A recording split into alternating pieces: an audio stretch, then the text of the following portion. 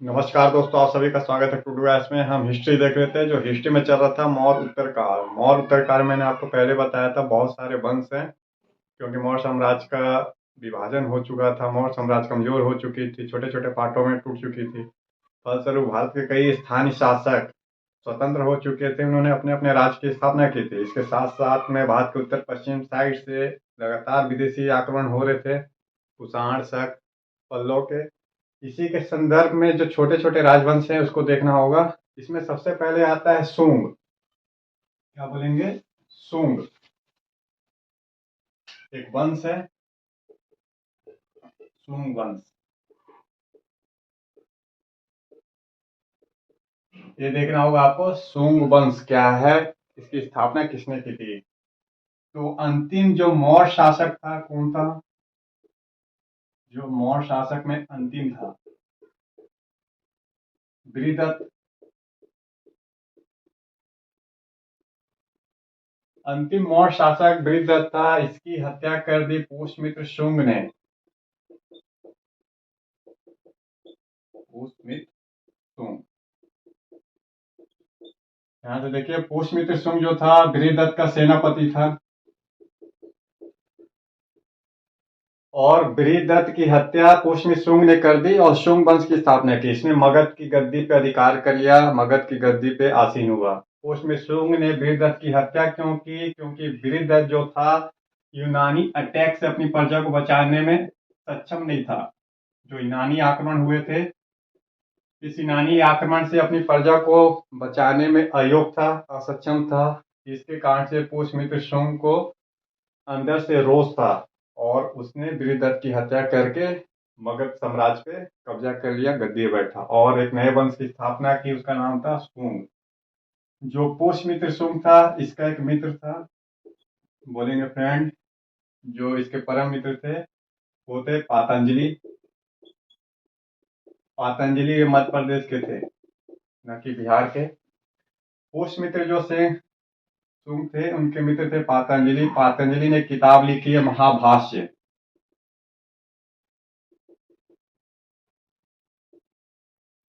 महाभाष्य पाणिनि की अष्टाध्यायी है, पातंजलि की महाभाष्य है किताब में। तो पातंजलि ने पुष्यमित्र शुंग के लिए दो यज्ञ कराए थे, बोलेंगे दो यज्ञ कराए थे। अश्वमेध पुरोहित था, एक थ्रेड भी था, साथ साथ में पुरोहित भी था। तो दो यज्ञ कराए थे, अश्वमेध यज्ञ, इसके लिए, पुष्यमित्र शुंग के लिए। तो पुष्यमित्र शुंग ये थे। इनके समय में, बोलेंगे पुष्यमित्र शुंग के समय, ब्राह्मण धर्म का विस्तार हुआ, ब्राह्मणवाद का विस्तार हुआ, भागवत धर्म का विस्तार हुआ। तो पुष्यमित्र शुंग ये क्या थे? ब्राह्मण थे। ब्राह्मणवाद और भागवत धर्म का प्रचार प्रसार इनके समय बहुत अधिक हुआ। अब इसके बाद पुष्यमित्र शुंग का पुत्र था, बोलेंगे पुत्र अग्निमित्र। पुष्यमित्र शुंग के बाद अग्निमित्र इनकी गद्दी पे बैठा। इनके बारे में उल्लेख किया है कालिदास ने, कभी कभी पूछ लेता है, मालविका अग्निमित्र। तो कालिदास जो भारत के सबसे बड़े राइटर माने जाते हैं, इन्होंने इसी अग्निमित्र और मालविका की प्रेम कथा लिखी है, मालविका अग्निमित्र। मालविका अग्निमित्र ऐसे लिखिएगा, मालविका प्लस अग्निमित्र। तो मालविका अग्निमित्र के बारे में, ये किताब का नाम है कालिदास का। तो अग्निमित्र कौन है? पुष्यमित्र शुंग का बेटा है, उत्तराधिकारी है मगध साम्राज्य का। और मालविका की कहानी है। तो मालविका अग्निमित्र में शुंगों के बारे में जानकारी मिलती है कालिदास से भी, अन्य से भी मिलती है, जैसे गार्गी संहिता बोल सकते हैं, गार्गी संहिता से। इधर पतंजलि के महाभाष्य शुंगों के बारे में जानकारी मिल रही है, अर्थात ऐतिहासिक रिकॉर्ड दिखाई दे रहे हैं कि महाभाष्य में उल्लेख है शुंगों का। पुनः गार्गी संहिता में उल्लेख है, कालिदास के मालविका अग्निमित्र में उल्लेख है। अब यहाँ पे हमको देखना है एक भागवत, सोम एक भागवत, जो अग्निमित्र का पुनः उत्तराधिकारी हुआ।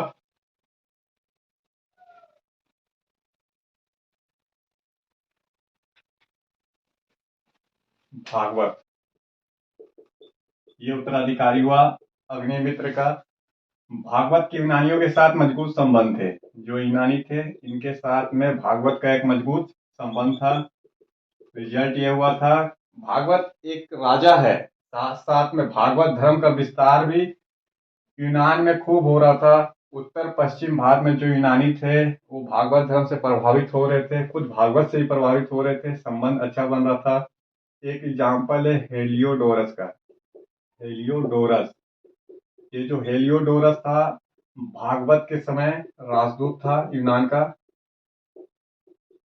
तो एक साइड तो आक्रमण हो रहे थे, धीरे धीरे खुद यूनानी जो थे वो भागवत धर्म अर्थात जो सनातन धर्म है हिंदू धर्म से प्रभावित हो रहे थे, एक्सेप्ट भी कर रहे थे।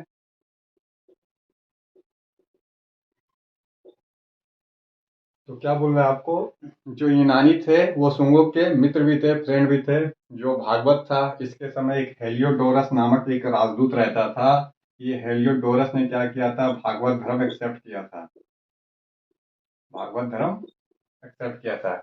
इसका उल्लेख है विदिशा में। विदिशा में एक रिकॉर्ड मिला है जिसमें एक्सेप्ट करता है हेलियोडोरस की अब ये भागवत धर्म एक्सेप्ट कर रहा है। इस तरीके से ये बोला जाता है कि यूनानी जो थे हिंदू धर्म से प्रभावित हो रहे थे, धीरे धीरे अपने आप को भारतीय संस्कृति का अभिन्न अंग समझ रहे थे। तो आक्रमणकारी से भारतीय धर्म में विलीन हो जाना ये विशेष खूबियत है भारत के सनातन धर्म का। पुनः यहाँ पे क्या बोलेंगे कि ब्राह्मणवाद भागवत धर्म का पुनः उत्थान हुआ था शुंग काल में। शुंग काल अपने कला के लिए विशेष रूप से फेमस था। इसमें जो कला थी मौर्य काल से बिल्कुल ही अलग कला थी। इसके कला का सबसे बेस्ट उत्कृष्ट नमूना है, ये कभी कभी पूछता है आपसे, भरतहूत का स्तूप। भरतहूत का स्तूप। तो ऐसा नहीं था सिर्फ ब्राह्मण धर्म का ही उत्थान हो रहा था, शुंगों ने बौद्ध धर्म के लिए भी बहुत काम किया था, जैसे स्तूपों का निर्माण। यही भरतहूत का स्तूप है। इस भरतहूत के स्तूप में अजात शत्रु को दिखाया गया है, महात्मा बुद्ध को दिखाया गया है, बिम्बसार और प्रसेनजीत जैसे शासकों को दिखाया गया है। तो भरतहूत के स्तूप का निर्माण किसकी देन है, बोलेंगे शुंगों की देन है। शुंगों ने भरतहूत के स्तूप का निर्माण कराया। कहाँ पे है, विदिशा में है, विदिशा। साथ साथ में जो सांची का स्तूप था अशोक ने बनाया था, तो उसका पुनः उत्थान कराया था। सांची के स्तूप का पुनरुत्थान, उत्थान अर्थात रिकंस्ट्रक्शन कराया था। कंस्ट्रक्शन ही लिखेंगे क्योंकि कंस्ट्रक्शन तो अशोक ने कराया था सांची के स्तूप का, लेकिन रिकंस्ट्रक्शन कराने का काम किसने किया था, शुंगों ने किया था। तो शुंगों ने कला को विशेष रूप से संरक्षण प्रोत्साहन दिया था। पत्थरों को काट के बेल नक्काशी करना जो अपने आप में यूनिक थी और मौर्य काल से अलग कला थी। तो पत्थरों को किस तरीके से काटना है और कैसे उसे मूर्त का रूप देना है कि जीता जागता एक प्रतिमा दिखाई दे, ये शुंगों की देन है। तो ये है आपका शुंग वंश। जो शुंग वंश है इसकी स्थापना पुष्यमित्र शुंग ने किया था। 2 अश्वमेध यज्ञ कराए थे पुष्यमित्र शुंग, और इसके बाद पाटलिपुत्र को राजधानी बनाया था। बाद में राजधानी ट्रांसफर करके अयोध्या भी ले गए थे। यहाँ पे एक शब्द आता है अयोध्या, तो कभी इनकी राजधानी भी हुआ करती थी। और अंतिम जो था वो पूछता है अंतिम शासक शुंग वंश का क्या बोलेंगे, देवभूति था। अंतिम शासक देवभूति।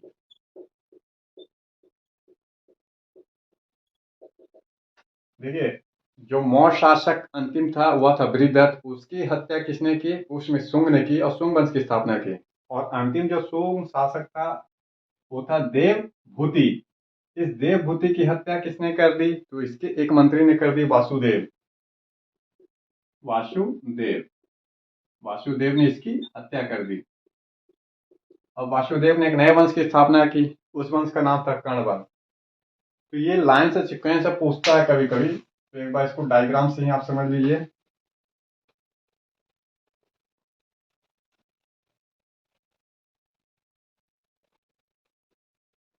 शुंग वंश और इसके साथ साथ में कर्ण वंश, फिर सातवाहन वंश, इन तीनों का एक लिंक बैठता है। सबसे पहले लिखेंगे जो बृहदत्त था, बृहदत्त। ठीक है, इसकी हत्या किसने की? बोलेंगे बृहदत्त की हत्या कर दी पुष्यमित्र शुंग ने। पुष्यमित्र शुंग ने। पुष्यमित्र सिंह का जो अंतिम शासक था शुंग वंश का, वो बोलेंगे देवभूति था। देवभूति था। देवभूति की हत्या किसने कर दी? तो बोलेंगे वासुदेव ने कर दी। और कर्ण वंश की स्थापना की। एक वंश है, कर्ण वंश की स्थापना की वासुदेव ने। वासुदेव के बाद जिसका उत्तराधिकारी आया सुशर्मन था। सुशर्मन। इसकी हत्या फिर किसने कर दी? तो बोलेंगे सातवाहन या आंध्रों ने। सातवाहन। इसमें शासक का नाम आता है सातवाहन वंश। आंध्र वंश या सातवाहन वंश। शासक का नाम अगर पूछता है तो शासक का नाम लिखना है सिमुक। यह है शासक। इस प्रकार से ये मौर्य है। मौर्य शासक अंतिम है। मौर्य शासक में लास्ट है। अंतिम और शासक बृहदत्त है। इसकी हत्या पुष्यमित्र शुंग ने कर दी। पुष्यमित्र शुंग का शुंग वंश का अंतिम शासक देवभूति है। देवभूति की हत्या वासुदेव ने कर दी। कर्ण वंश की स्थापना की। कर्ण वंश का अंतिम शासक सुशर्मन है। सुशर्मन की जो था इसकी हत्या आंध्रों ने कर दी, अर्थात सिमुक ने कर दी और सातवाहन वंश की नींव रखी। ये जो सिमुक है सातवाहन वंश का संस्थापक है। इस तरीके से डायग्राम से पूछता है। भरतहुत के स्तूप का निर्माण शुंगों ने कराया था। शुंग किसको किसे मानते थे? ब्राह्मणवाद को, बौद्ध धर्म को, जैन धर्म को, तो बोलेंगे ब्राह्मणवाद को मानते थे। लेकिन बौद्ध धर्म का भी महत्वपूर्ण योगदान दिया पुनः स्थान कराने में। वो दिखता है भरतहुत के स्तूप में, सांची का पुनर्निर्माण में। तो ये दो वंश हो गए। कर्ण वंश भी हो गया, कुछ विशेष नहीं है। हमको यहाँ देखना है सातवाहन वंश, बहुत इंपॉर्टेंट है सातवाहन। तो देखते हैं सातवाहन।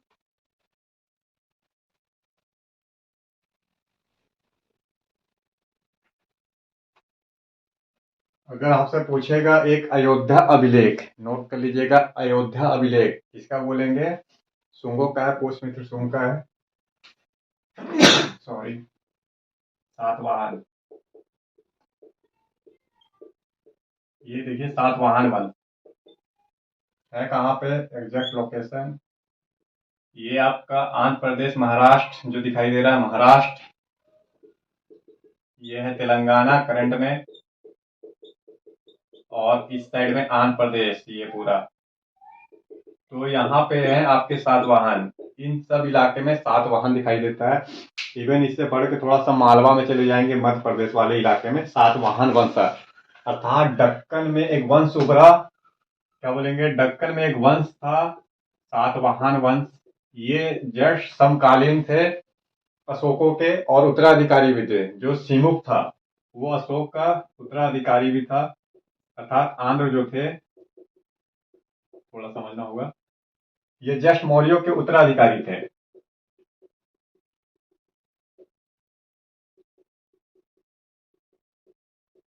मौर्य के उत्तराधिकारी थे आंध्र। जो सातवाहन थे वो आंध्र जाति के थे। क्या थे? आंध्र जाति। इसका उल्लेख आपने देखा है कि पहले ही हुआ है, आंध्र जाति। मनुस्मृति में आंध्र जाति के बारे में बताया गया। तो ये 5वीं शताब्दी से वर्ष पहले से थे, दक्कन में शासन करते थे। पूरा दक्कन था, यहाँ के स्वामी थे ये।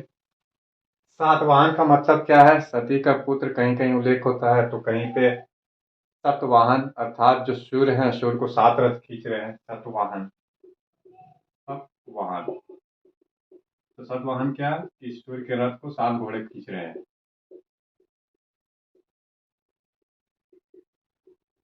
तो 7 घोड़े जो सूर्य के रथ को खींच रहे हैं ये था, या फिर सती पुत्र, सती के पुत्र। इस तरीके से कि आंध्र जाति है, सातवाहन है, सती पुत्र है, या कबीलाई नाम है, जो भी हो, एक वंश आया दक्षिण भारत में दक्कन में, जो मौर्यों के जस्ट उत्तराधिकारी थे, जिन्होंने 500 साल तक लगभग शासन किया। 420 वर्ष से अधिक तक का शासन किया था सातवाहनों ने। मौर्य उत्तर काल की बात है। महाराष्ट्र, तेलंगाना, आंध्र प्रदेश, कुछ बोलेंगे मालवा वाला इलाके में भी जो नर्मदा नदी बहती है, ये भी इनके अंडर में था। तो काफी बड़ा इलाका था। अब जो सातवाहन वंश में स्थापक कौन है, कुछ शासकों का नाम आपको याद करना पड़ता है, क्योंकि शासक बहुत लंबा शासन काल है तो सारे इंपॉर्टेंट नहीं है। जो कुछ विशेष शासक हैं उनको एक जगह नोट करना है। और संस्थापक के बारे में देखिए, एक संस्थापक है सिमुक और कर्ण, ये तो दिख रहे हैं आपको, सिमुक संस्थापक है। सबसे पहले संस्थापक का नाम आपको याद करना जरूरी होता है और उसके बाद अंतिम शासक का। तो सिमुक तो संस्थापक है, जस्ट इसके बाद सिमुक का भाई उत्तराधिकारी बना है कर्ण। फिर इसके बाद आता है सतकर्णी प्रथम। अब नाम आता है इस तरीके का, सतकर्णी प्रथम। फिलहाल 3 शासक हैं, सिमुक प्रथम है, इसका भाई कनक, और सिमुक का बेटा है ये सतकर्णी प्रथम। तो 3 शासक के हैं। अब रिकॉर्ड में कुछ रिकॉर्डों का नाम आपको याद करना पड़ता है। एक साइड तो प्रारंभिक शासक है, दूसरे साइड पता कैसे चलता है, तो कुछ अभिलेख एक साइड, ये अभिलेख सातवाहनों के हैं। क्या क्या है, तो नाना घाट अभिलेख, नाना घाट अभिलेख, नासिक अभिलेख, ना से 2 हैं। फिर बोलेंगे कन्हेरी अभिलेख, महाराष्ट्र में है कन्हेरी अभिलेख, गुंटूर। आप सब देखिए कहाँ पे है ये पूरा अभिलेख, नाना घाट अभिलेख, नासिक अभिलेख, कन्हेरी अभिलेख, गुंटूर अभिलेख। तो ये दोनों महाराष्ट्र में, कन्हेरी भी महाराष्ट्र में, गुंटूर आंध्र प्रदेश में एक जिला है। तो सब ये वाले ही इलाके में इसके अभिलेख मिल रहे हैं। तो इस तरीके से अभिलेख भी मिले हैं जिसमें उल्लेख है। अब एक साइड और कुछ शासकों का नाम देख लीजिए जिसमें बोला जाता है और कुछ फैक्ट इसके बारे में, सातवाहनों के बारे में। किस वंश को विश्वामित्र की पथभ्रष्ट संतान बोला जाता है, सातवाहन। सातवाहनों को विश्वामित्र की पथभ्रष्ट संतान बोला जाता है।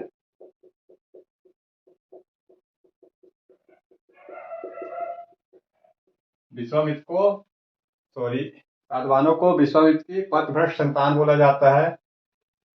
फिर यहाँ पे जो गौतमीपुत्र सतकर्णी एक शासक है, गौतमीपुत्र सतकर्णी। सातवाहन जो शासक थे, ये सतकर्णी इनका टाइटल था। जो सातवाहन थे शासक, सतकर्णी टाइटल धारण करते थे। क्या धारण करते थे, सतकर्णी। नाम में लास्ट में जहां सतकर्णी लिखे आप समझ जाइए सातवाहन शासक है। जैसे सतकर्णी प्रथम, गौतमीपुत्र सतकर्णी, वशिष्ठ पुत्र पुलमयी सतकर्णी, फिर बलश्री सतकर्णी, ऐसे करके नाम आते हैं। यह है सतकर्णी शासक, अर्थात सतकर्णी मतलब सातवाहन। तो गौतमीपुत्र सतकर्णी अपने आप को एकत्र ब्राह्मण बोलता है, एक ब्राह्मण, अर्थात ये अपने आप को दावा करते हैं सतकर्णी के ब्राह्मण के वंशज हैं, ब्राह्मण के वंशज हैं। एक ब्राह्मण किसने उपाधि धारण की, सतकर्णी ने धारण की। और गौतमी क्या है, ये दिखा रहा है, गौतमी जो है सतकर्णी की माँ है। अर्थात सातवाहन जो थे वो मातृ सत्तात्मक समाज को दिखा रहा है कि माता को प्रधानता देते थे, माता के नाम पे अपने नाम का नामांकन करते थे। तो गौतमी सतकर्णी की माता है। और जो सतकर्णी है बोल रहे हैं एक ब्राह्मण है हम, मतलब एक ब्राह्मण की उपाधि धारण की, ब्राह्मणों का संरक्षक है, ब्राह्मण का संरक्षक है, एकमात्र संरक्षक है, ब्राह्मण वंश का दावा कर रहे हैं ये। तो ऐसे करके कुछ फैक्ट आपको नोट करना होगा। और शासक में नाम देख लीजिए, पुलमई, इसके बाद देखिए यक्षश्री सतकर्णी,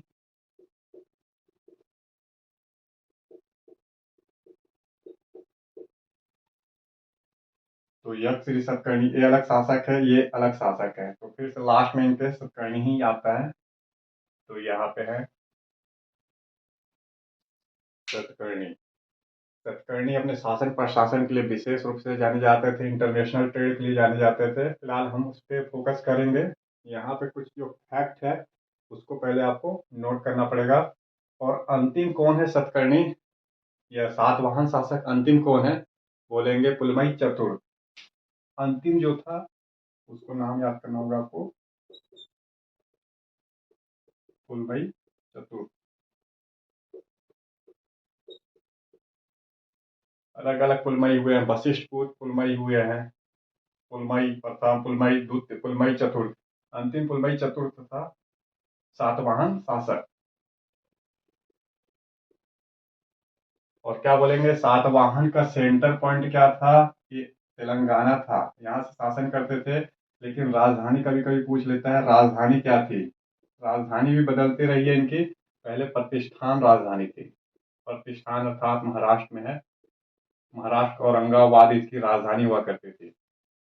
अगर राजधानी पूछता है सातवाहनों की, प्रतिष्ठान बताएंगे महाराष्ट्र में।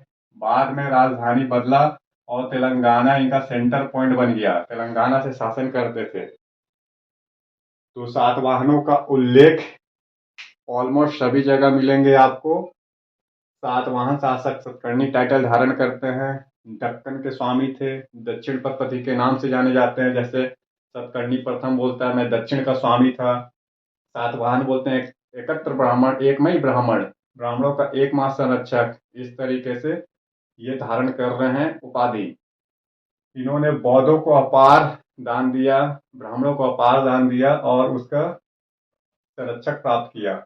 अर्थात जो राजा था किसी न किसी तरीके से बौद्ध धर्म, जैन धर्म और हिंदू धर्म की अनुकंपा प्राप्त करना चाहता था, उनका संरक्षण प्राप्त करना चाहता था ताकि इनका साम्राज्य का विस्तार हो। तो इन्होंने भी वही किया। बस अंतर है बाकी शासकों से, जो सातवाहन शासक अलग कैसे हैं, ये अपने आप को अलौकिक शक्ति से अलंकृत नहीं मानते थे। जैसे ये कभी दावा नहीं करते थे हम ईश्वर के प्रतिनिधि हैं, हमें ईश्वर ने भेजा है, शासन करना हमारा एक में अधिकार है, ऐसा कभी इन्होंने नहीं कहा। तो ये विशेष खूबियत थी सातवाहनों की।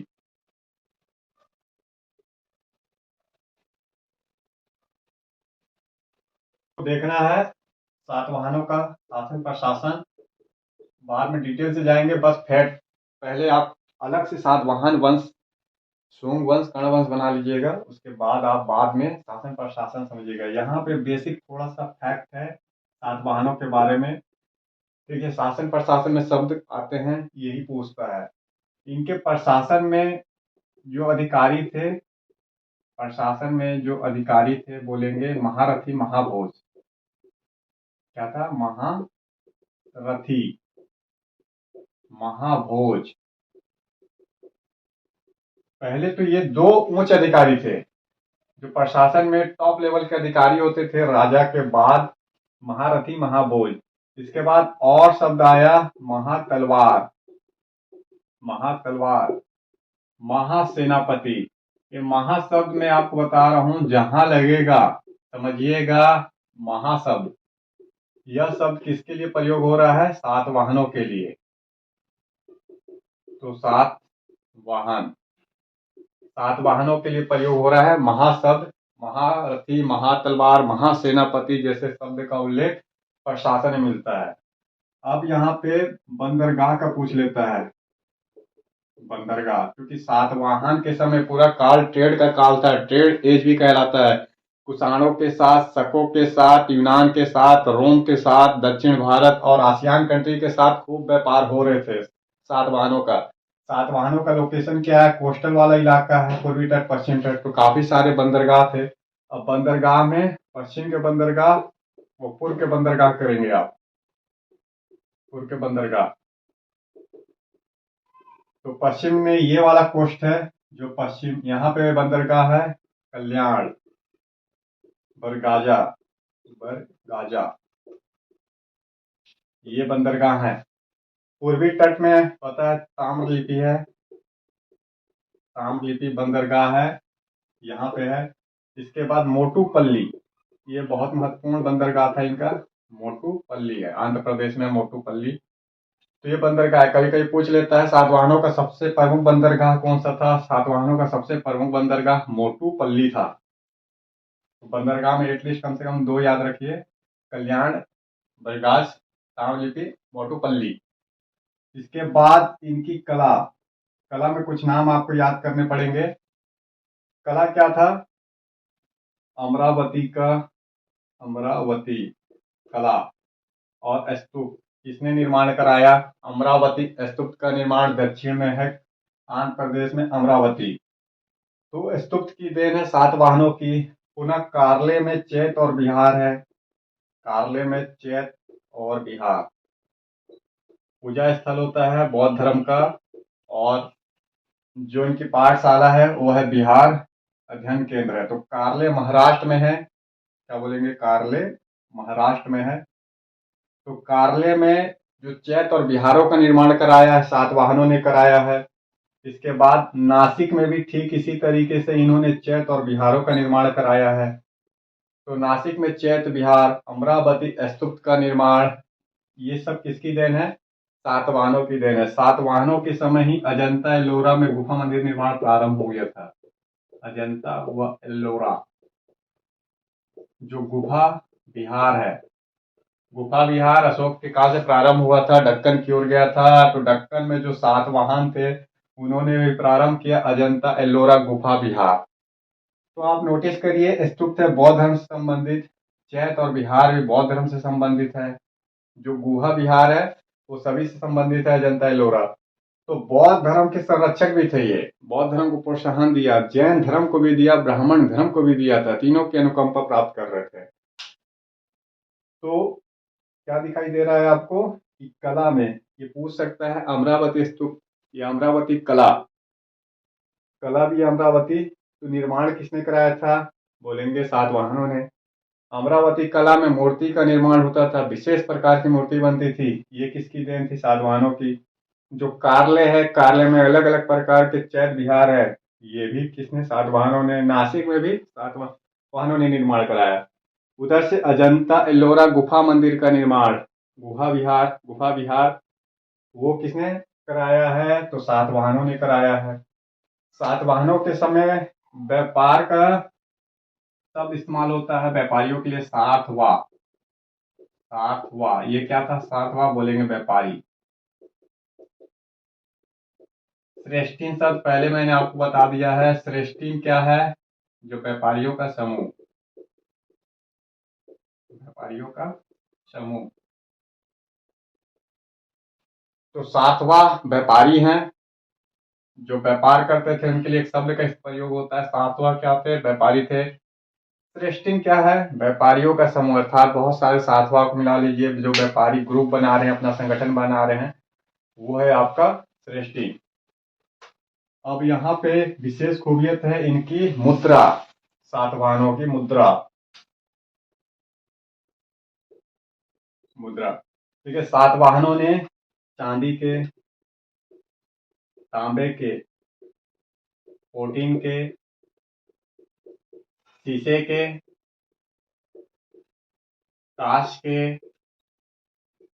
अलग अलग मुद्रा चलाई। तो ऐसा कोई दिखाई नहीं देता है जैसे टीन, प्रोटीन मतलब क्या बोलेंगे? टीन। तो टीन का मुद्रा कौन चलाया? वही भारतीय शासक ने, ओनली सातवाहनों ने चलाया।